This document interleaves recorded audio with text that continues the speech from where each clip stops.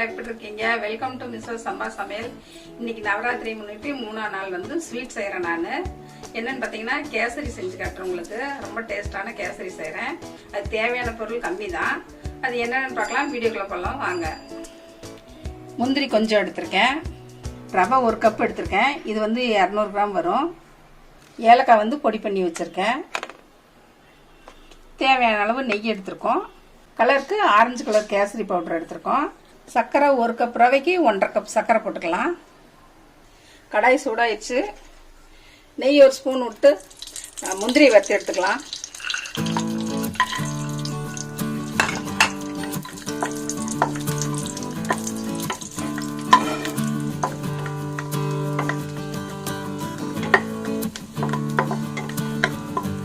செவந்திரிச்சு எடுத்துடலாம்.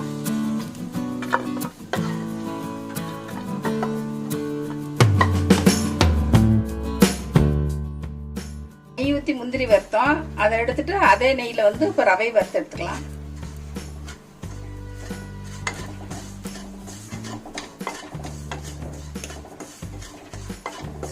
ரவை வந்து கொஞ்சம் கலர் மாறுற அளவுக்கு வறுத்துக்கலாம்.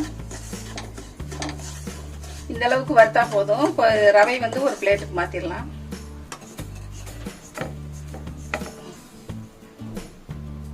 இப்போ 1 கப் ரவைக்கு 2.5 கப் தண்ணி ஊற்றிக்கலாம்.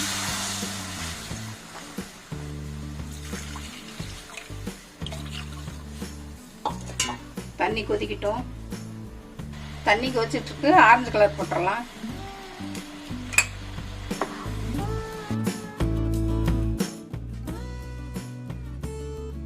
ஏலக்காய் இப்பவே போட்டுடலாம்.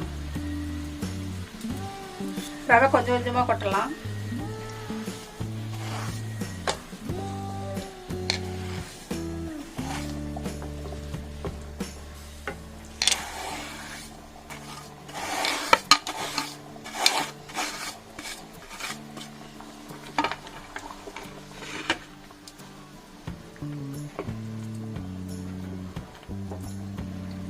ரவை போட்டு அடுப்பு கொஞ்ச நேரம் ஸ்லோவா வச்சிடலாம். ஒரு 2 நிமிஷத்துக்கு வேகட்டும். ரவை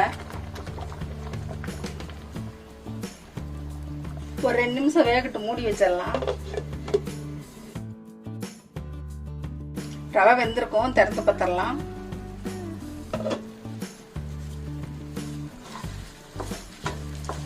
வெந்துச்சு. இப்போ வந்து சர்க்கரை கொட்டிடலாம்.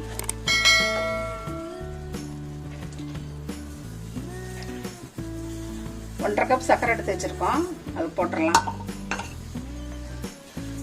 ரவை அளந்த டம்ளர்லயே சர்க்கரையை அளந்து போடுங்க. அடுப்பு வந்து சிம்லயே வச்சு கிளறுங்க.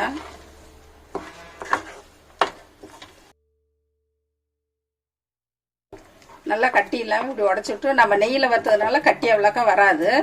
சர்க்கரை கரைஞ்சி கொஞ்சம் கெட்டியாக இருந்தோன்னே கிளறிக்கிட்டே இருங்க.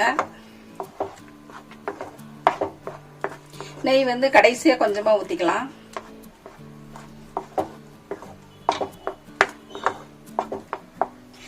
சர்க்கரையெல்லாம் நல்லா கரைஞ்சு கொஞ்சம் கெட்டியாக இருந்தேன்னு கிளறிட்டே இருங்க, கைவிடாம, இல்லாட்டி அடி பிடிச்சிரும்.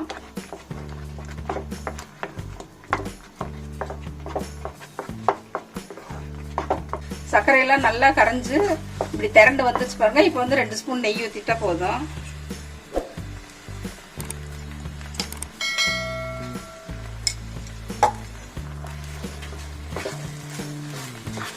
நம்ம வந்து ரொம்ப கெட்டியா கிளற வேண்டாம், கொஞ்சம் இலக்கமா கிளறுனா ஹோட்டல்ல எல்லாம் விற்கும் பாருங்க, அது மாதிரி கேசரி கல்யாண வீட்டில் கொடுக்குற மாதிரி இருக்கும். நல்லா இந்த அளவுக்கு இருந்ததுன்னா கொஞ்சம் ஆறுனா கெட்டியாயிக்கும். இப்படிதான் எடுத்து சாப்பிட நல்லா இருக்கும். நம்ம வறுத்து வச்ச முந்திரி போட்டுடலாம்.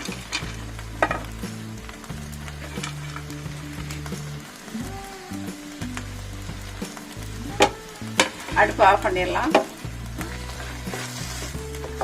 இந்த பதம் கிளறு தான் போதும்.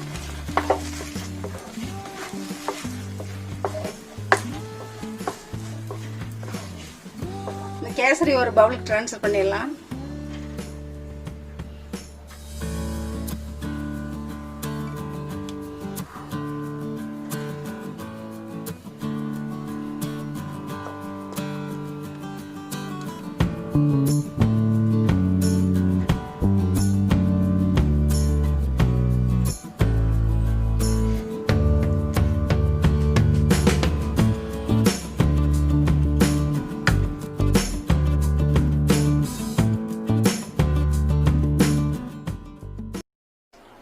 குழந்தைங்கலேருந்து பெரியவங்க வரைக்கும் விரும்பி சாப்பிட்ற கேசரி உங்களுக்கு செஞ்சு காமிச்சிருக்கேன். ஒரு 5 நிமிஷம் இருந்தால் போதும் இந்த ஸ்வீட் நம்ம செஞ்சிடலாம் வீட்டில்.